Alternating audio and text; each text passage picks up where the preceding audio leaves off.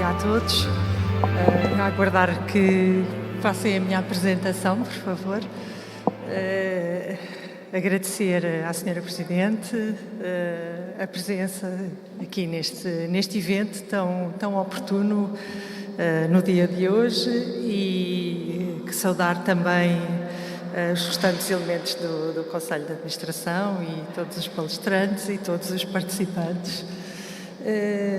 Venho então trazer aqui um resumo de um trabalho científico. Isto, na verdade, foi um paper científico que alguns elementos da equipa da VTM tiveram a oportunidade de desenvolver e neste sentido foi feito o desafio de trazer então hoje, neste dia, o trabalho que desenvolvemos.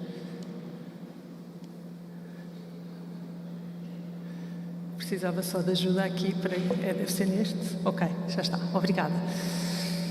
Muito bem, então o trabalho que desenvolvemos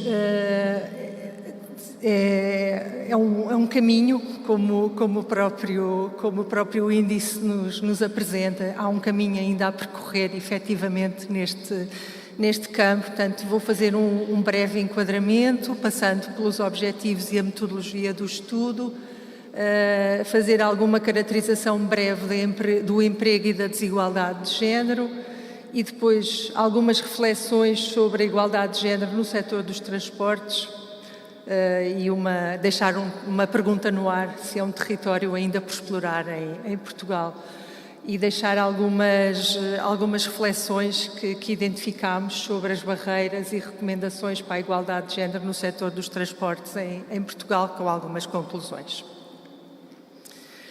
Aqui trazemos só alguns breves excertos da pesquisa bibliográfica que foi feita. Este tema já está amplamente estudado, embora depois os resultados na prática tenham algo ainda para caminhar. Mas aqui a título de breves frases que identificámos como relevantes, portanto, dar nota que historicamente a participação das mulheres no mercado de trabalho, sobretudo nos setores dominados pelos homens, tem sido condicionada.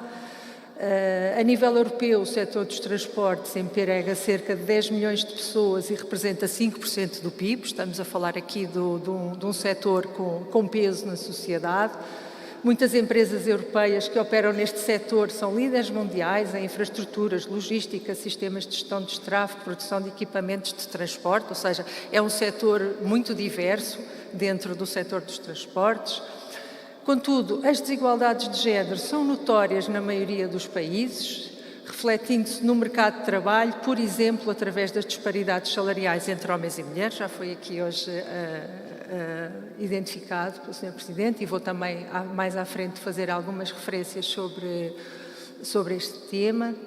Dizer que em Portugal, e são números de 2017, este foi um estudo que foi desenvolvido entre 2020 e 2021, optámos por manter as referências tal como estavam e não atualizámos alguns dos dados que estarão naturalmente já com mais informação, embora os resultados não vão divergir, portanto a opção foi por manter exatamente o estudo tal como ele foi apresentado.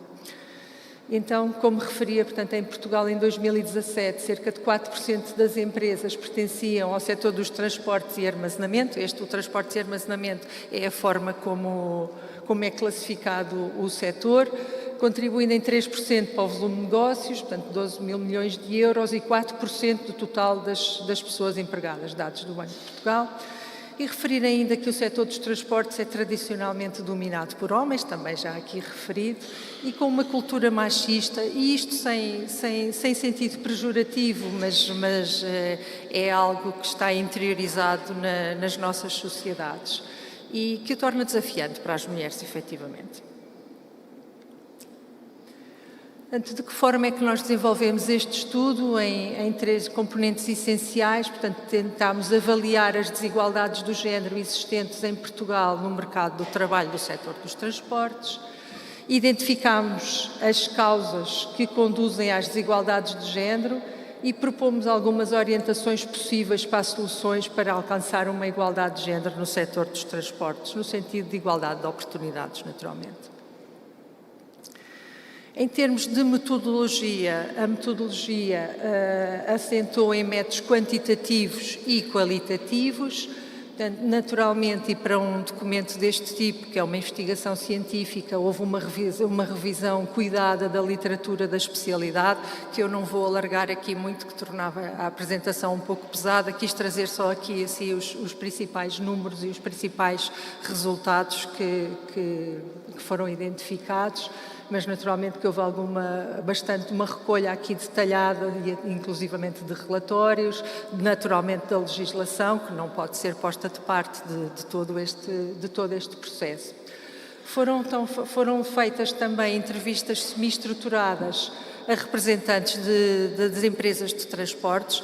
Aqui sentimos alguma dificuldade, eu diria que por 2 motivos. Não quero atribuir tudo à pandemia, porque efetivamente o estudo foi desenvolvido entre 2020 e 2021 e havia alguma dificuldade adicional por nos encontrarmos em pandemia, mas há ainda alguma reserva em falar abertamente sobre estes temas e dar números concretos, dificuldades sentidas. Portanto, temos uma amostra que não consideramos representativa, mas ainda assim foi feito junto das empresas alguma recolha de informação, nomeadamente a desagregação por género e categoria profissional, dos números de trabalhadores, do absentismo. Mas quando falamos aqui em políticas e medidas que foram implementadas, e depois também um tema da pandemia, porque estávamos, como já expliquei, na pandemia, aqui há alguma reserva em entender, ou efetivamente porque não há ações concretas direcionadas para este tema.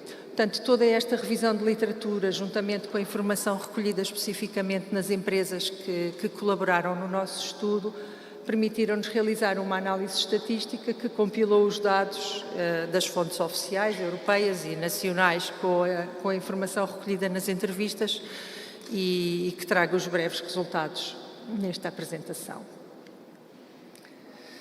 Fazer então também um enquadramento na União Europeia. Eu peço desculpa, Sra. Presidente, e muito bem, já colocou aqui um conjunto de números, mas ainda bem, estamos a falar da mesma coisa, significa que é mesmo este o tema que nos traz aqui e pedir à nossa audiência um pouco de paciência para alguma repetição de alguma informação que aqui esteja, e vou tentar acelerar nessa parte. Essencialmente o que temos aqui, portanto, do vosso lado esquerdo, o mapa representa os tons mais claros, são os países que têm menos presença nas mulheres no setor dos transportes na União Europeia, e depois, embora não vejam os números, pelo menos verão, penso que uma mancha verde ou uma mancha encarnada que indica a tendência crescente ou decrescente das mulheres, do peso das mulheres no setor dos transportes. Portanto, as mulheres representam 22% da força de trabalho, ganham em média menos 16%, já foi também referido este tema, e estamos a falar de posições idênticas, não é? Que a preocupação é que para a mesma posição, para o mesmo trabalho, ainda se verificam salários diferentes. Destacar que os países com maior participação feminina é o Chipre, com 31%, a Estónia 28%, a Eslováquia 28%, mas estamos aqui, na melhor das hipóteses, com cerca de 30%, ainda valores desequilibrados face àquilo que é a proporção dos homens e das mulheres na sociedade e na força de trabalho. Portugal a ocupar uma 17ª posição com 23%. Aqui, estes dois gráficos, portanto, o da esquerda e o da direita, representam as tendências, portanto, os países que estão numa evolução mais crescente na ocupação das mulheres no setor dos transportes e do lado direito, os países que estão a perder força na presença feminina. E Malta com um crescimento mais acelerado, seguido de Portugal, e no lado oposto a Roménia com uma tendência mais decrescente. Aqui optei por manter as siglas em inglês, o estudo foi desenvolvido em inglês e só porque depois os gráficos seguintes são apresentados no formato original.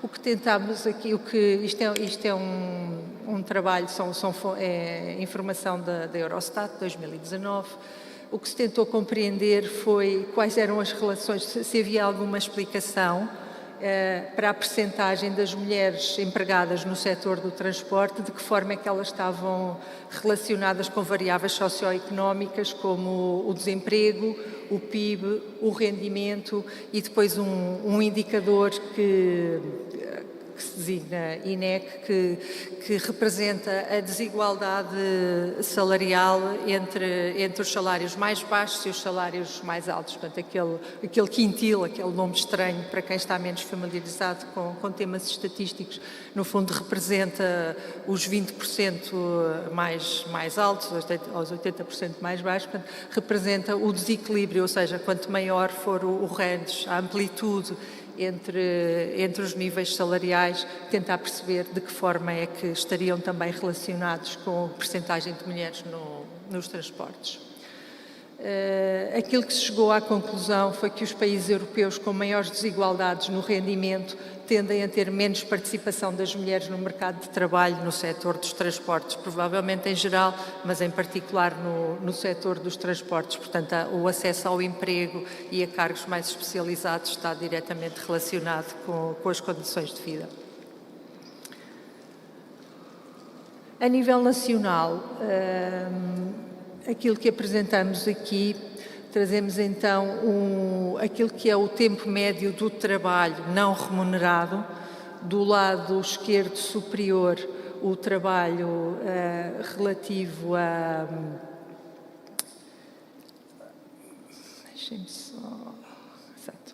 a cuidados com familiares, ou seja, tipicamente as mulheres assumem mais o papel do cuidado dos filhos e dos pais também, portanto o cuidado familiar em geral, as mulheres com um peso muito grande nos cuidados familiares, as tarefas domésticas no gráfico inferior esquerdo e depois o tempo total. Portanto, em resumo, as mulheres continuam a despender muito mais tempo nas tarefas domésticas e no cuidado dos seus familiares, o que lhes faz, ou que lhes conduz a um esforço adicional para conciliarem com a sua vida profissional ou optarem por terem profissões que lhes exijam menos. E isto são números que não estarão muito diferentes ao dia de hoje. Outro facto que foi também já aqui brevemente falado hoje, mas aqui mais concretizado, é que aquilo que se vê hoje é que, apesar de as mulheres chegarem ao ensino superior até ligeiramente mais do que os homens, a verdade é que as áreas que escolhem para estudos são muito mais ligadas à educação, às artes, às humanidades, às ciências sociais, ao direito. Ou seja, os temas como a engenharia, a matemática, ficam no topo inferior e, naturalmente, se não têm formação de base nestas áreas, depois também não podem ocupar os lugares. E, pegando também no seu exemplo que falou, quando escolheu, eu também passei pelo Instituto Superior Técnico, e na altura não a nível familiar, mas lembro-me que entre as pessoas da minha geração havia alguém que esteja aqui nesta altura, deve-se lembrar que se comentava que as meninas quando nasciam perguntavam-lhe se queriam ser bonitas ou se queriam ir para o técnico. Portanto, isto é um estereótipo, não é? De alguma forma, nós rimos-nos todas com esta situação, mas a verdade é que isto é um estereótipo da sociedade, não é? Parece que temos que fazer uma escolha e que as coisas não são todas possíveis e que não há harmonia em tudo isto. Mas é uma afirmação que muitas... Eu vi alguns sorrisos que se revêem nesta frase. Muito bem. Bom... Então, aqui, perceber um pouco se efetivamente esta igualdade de género no setor dos transportes é ainda um território por explorar em Portugal. E relembrar só que quando falamos em igualdade de género, falamos em igualdade de direitos e igualdade de oportunidades. Isto é o desejável, não é que tenham que ser... simétricos, exatamente quantitativos, tudo isto. Tem que haver efetivamente igualdade de direitos e oportunidades e que as barreiras não existam para que as mulheres possam chegar onde quiserem chegar. Portanto, esta igualdade deve ser vista em todas as esferas da vida pública e da vida privada e de que forma? Na participação de homens e mulheres, dando visibilidade, valorização e poder. Este slide bastante carregado, não pretendo aqui vir trazer uma descrição muito exaustiva. Isto foi um exercício que tentámos perceber desde quando é que este tema todo se estuda, deixar também depois para quem vem falar a seguir a mim, mas dar nota que desde 1977, formalmente 77, mas 75, iniciou a Comissão da Condição Feminina, ou seja, já estamos muito próximo de 50 anos em que estes temas estão realmente de forma formal em cima, os dossiês estão em cima das mesas dos decisores políticos, de quem faz as reflexões estratégicas, os planos. Portanto, dar nota também já de que já 5 havia, pelo menos, penso que eu hoje não fui verificar, mas 5 planos nacionais para a igualdade. Ali nas caixas amarelas também destacar alguns, já existem mais hoje, mas já existem nos meios académicos, já formações dedicadas às mulheres. Portanto, estamos a trabalhar realmente em vários campos da sociedade para a igualdade de género, mas estamos ainda neste padrão que tive a oportunidade de apresentar. Então, destacar que a Comissão para a Cidadania e Igualdade de Género, que formalmente desde 1977, mas que começou em 1975, mas falará seguramente sobre este tema e não lhe vou tirar palco, ou vou tentar não lhe tirar palco. Mas pronto, recordar que a igualdade entre mulheres e homens é um princípio fundamental da Constituição da República Portuguesa, portanto tudo isto parece tudo estar muito estabelecido. Há efetivamente já 5 planos para promover a igualdade de género, ou seja, se repararem, em 1977 é formada a Comissão para a Cidadania e Igualdade de Género. 20 anos depois já vamos em 5 planos para promover a igualdade e precisamos de mais 20 anos para 3 leis que destaquei aqui. Uma para a representação equilibrada entre mulheres e homens nos órgãos da administração e fiscalização das entidades do setor público empresarial e das empresas cotadas em bolsa. 2 anos depois, em 2019, as listas para a Assembleia da República e para o Parlamento Europeu e os órgãos eletivos das autarquias locais com uma representação mínima também das mulheres. E ainda em 2019, uma representação equilibrada entre homens e mulheres no pessoal dirigente e nos órgãos da administração pública. Portanto, o trabalho o caminho faz-se caminhando, mas não é só isto que temos muitas pequenas e médias empresas que depois não estão abrangidas por esta legislação e que vão fazendo aquilo que é possível fazer. Como também já foi aqui hoje referido, portanto, a desigualdade salarial entre homens e mulheres é uma realidade. Embora se verifique que ao longo dos anos há uma aproximação salarial, a diferença em 2019 era 17% e apenas avançou 4% em 2010 e 2019, ou seja, o ritmo está lento, mais lento do que seria desejável. Depois, apresentar aqui também o peso do trabalho a tempo parcial das mulheres face aos homens e é claramente evidente que ao longo dos anos as mulheres continuam a optar por mais tempo parcial. Não tem necessariamente que ser mau, pode ser uma opção o trabalho a tempo parcial. O que não seria desejável é que isto não fosse um resultado de uma limitação pessoal e familiar, que muitas vezes é isso que acontece. Como os salários são mais baixos, acaba por ser a mulher que ocupa um lugar profissional de menos relevância para se dedicar à família. Este é um enquadramento geral só do setor dos transportes, ou seja, aquilo que se verifica é que o setor dos transportes emprega mais gente, mas nem por isso traz mais mulheres para o setor.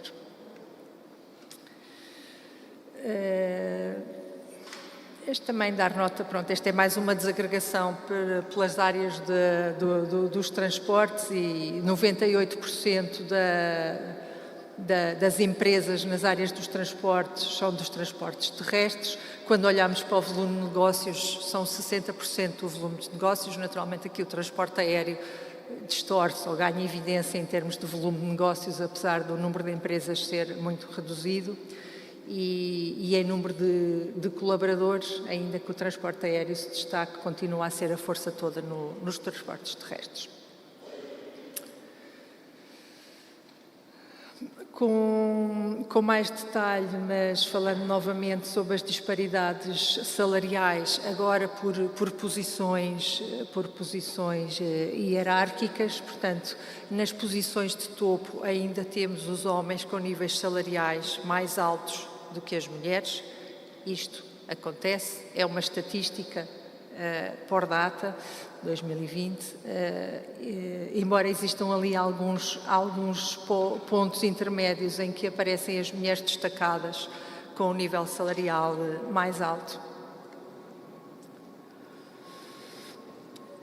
Depois, relativamente às entrevistas semi-estruturadas que foram feitas com as empresas, não apresentamos aqui em detalhe as estatísticas recolhidas, mas trazemos aqui algumas frases que nos fazem um bocadinho, dão-nos o ponto de situação e qual é o mindset que ainda se vive. No fundo, o que é afirmado é que não temos medidas específicas em vigor, pois consideramos que não são necessárias. Na nossa empresa não fazemos nem nunca fizemos qualquer tipo de discriminação em função de género. Quando realizamos um processo de recrutamento, avaliamos apenas as competências dos candidatos e não o facto de serem homens ou mulheres. Fomos a primeira empresa a contratar mulheres maquinistas. Atualmente a empresa tem aqui cargos de topo. Atualmente a empresa 4 diretores intermédios, 3 são mulheres, 5 administradores, 3 são mulheres. Desde 2019 foram contratadas 2 mulheres para operações de manutenção. Uma mensagem bastante positiva. Desde o primeiro recrutamento que contratámos mulheres para operadores de condução, uma situação que se manteve até hoje na empresa. No departamento comercial temos uma mulher como diretora intermédia de um total de 2, a empresa tem 2 funcionárias como diretoras de 2 departamentos de um total de 4 departamentos. Ou seja, e estão aqui algumas representadas, mas felizmente temos aqui uma belíssima plateia feminina, mas eu destacava ali para o lado positivo, sem dúvida, as 2 últimas frases que li, mas na primeira frase o pensamento de que não é preciso fazer nada. Então, em jeito de reflexão, a representação feminina no setor nos transportes ainda é reduzida. As empresas afirmam não discriminarem com base no género, não tendo, no entanto, qualquer diferenciação positiva para atrair mais mulheres para o setor. Estamos aqui a falar de um tema já crítico. E as mulheres começam a ter importância no setor dos transportes, embora não sejam reconhecidas da mesma forma que os homens, a nível salarial. Barreiras e recomendações para a igualdade de género no setor dos transportes. Foram identificados 3 tipos de barreiras, portanto, as barreiras sociais, empresariais e pessoais. Do ponto de vista social, há de facto aspectos culturais e normas e mensagens sociais, os estereótipos de género que já aqui demos, por exemplo, um bocadinho como piada, mas é verdade, e estão incutidos na sociedade e nós mulheres também os temos, isto não é um tema dos homens, nós mulheres também temos este estereótipo. Portanto, há papéis de género que são inconscientemente atribuídos e assumidos, há segregações nas áreas académicas, responsabilidades domésticas e de cuidado de familiares, falta de flexibilidade no trabalho. Do ponto de vista das barreiras empresariais, obstáculos vivenciados no local de trabalho, algumas experiências críticas e evasivas, culturas organizacionais, normas que favorecem as mulheres, orientação desigual e patrocínio, há falta de modelos ainda, ausência de planos e de medidas para a igualdade de género a nível empresarial. Depois há ainda as barreiras pessoais que as próprias mulheres sentem, que são situações negativas que as mulheres podem experimentar no seu local de trabalho. Têm algum ceticismo relativamente às suas capacidades, a lacuna de ambição, a falta de confiança, algum receio em não serem ouvidas ou não ganharem voz nas reuniões. e algum padrão de replicar modelos ou algumas reticências em instigar algumas negociações. Portanto, há ainda alguma dificuldade das mulheres terem voz em situações mais críticas. Então, a nível de recomendações para um setor de transportes mais inclusivo, ele é feito a 3 níveis. Portanto, a nível académico e científico, seria desejável que houvesse uma introdução de uma disciplina opcional dos transportes e da mobilidade nos currículos do ensino secundário, começar desde cedo a falar neste setor para que seja conhecido. Eu não sei se têm eu às vezes tenho alguma dificuldade em explicar aquilo que eu faço. Eu trabalho em consultoria na área dos transportes, então às vezes é difícil explicar aquilo que eu faço.